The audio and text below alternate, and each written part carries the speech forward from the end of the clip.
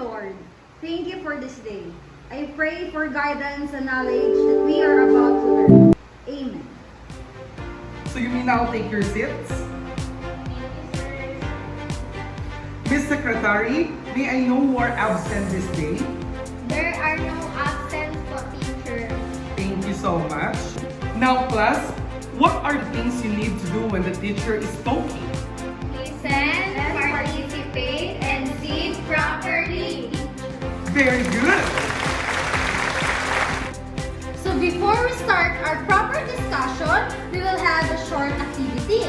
Now, let's group the class into 5 groups. Please count.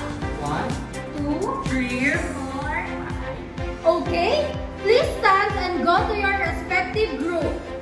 Each group will be given one envelope. Study the scrambled letter. Try to unscramble or rearrange the letter to form a word that is related to our topic. You will be given 3 minutes only. Group 1, Group 2, Group 3, Group 4, Group 5.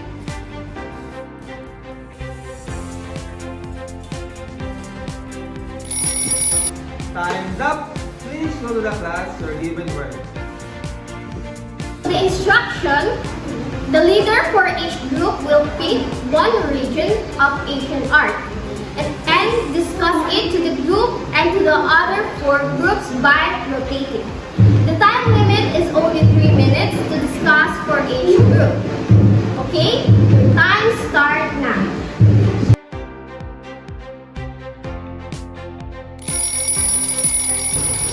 Okay, time's up. Please settle down. Okay, did you learn something from the other group? Yes, teacher! Very good. Now, I want you to discuss with your group all the information you've got. I will give you 10 minutes to prepare your group presentation using given materials. After 10 minutes, you will choose 2 representatives from your group to present your output in front of the class. Understood? Yes, teacher!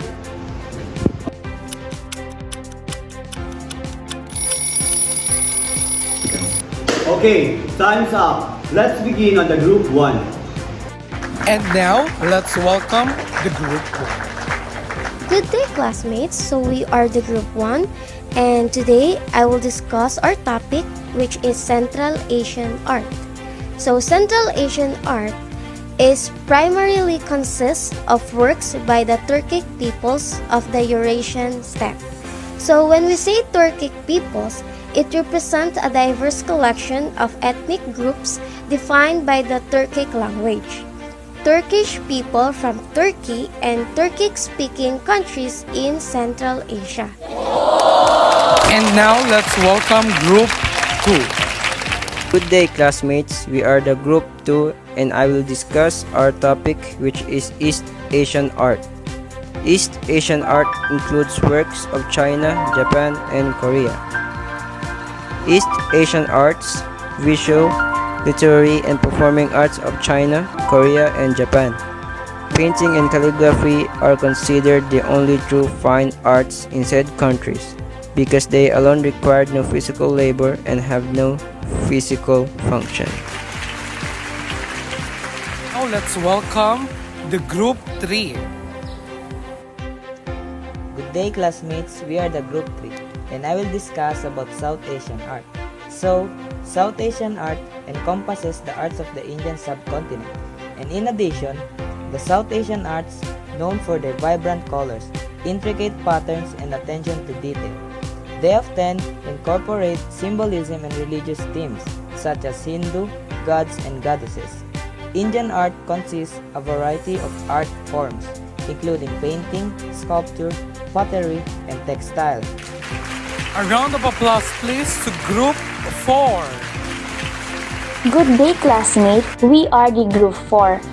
Our topic is all about the Southeast Asian arts. So, one of the example of the Southeast Asian arts is the future Buddha Maitreya Plank.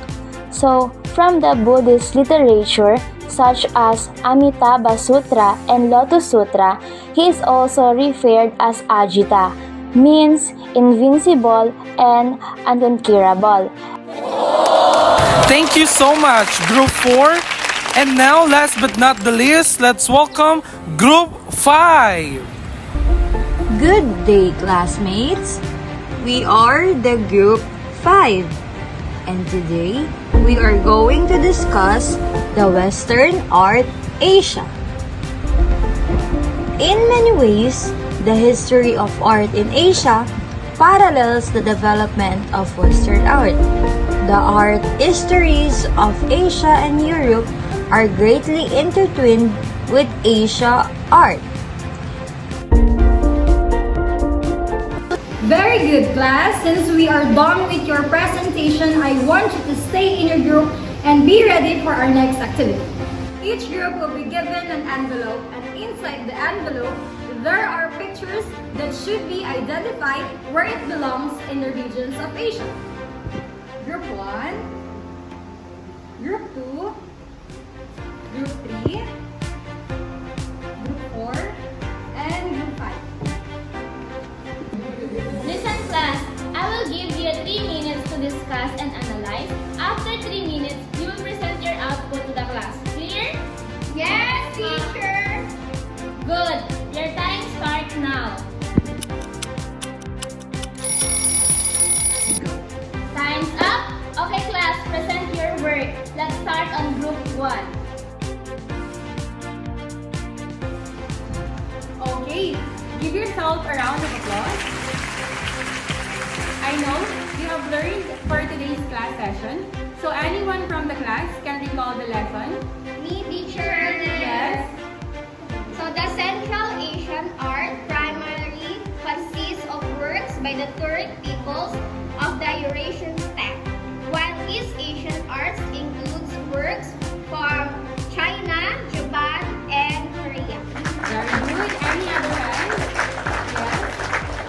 South Asia arts encompasses the arts of Indian subcontinent, while Southeast Asian art includes the art of Brunei, Cambodia, Myanmar, Burma, the Philippines, Singapore, Thailand, and Vietnam.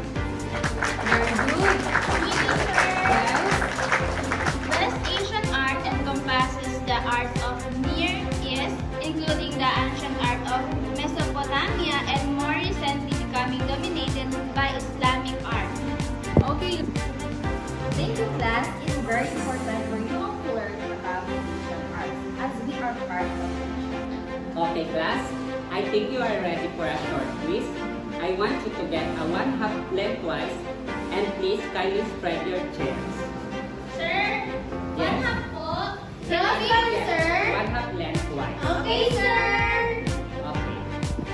For direction, identify what is being asked in the following question.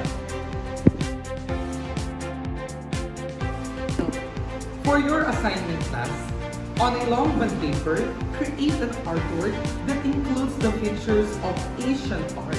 Yay! Goodbye, class! Goodbye.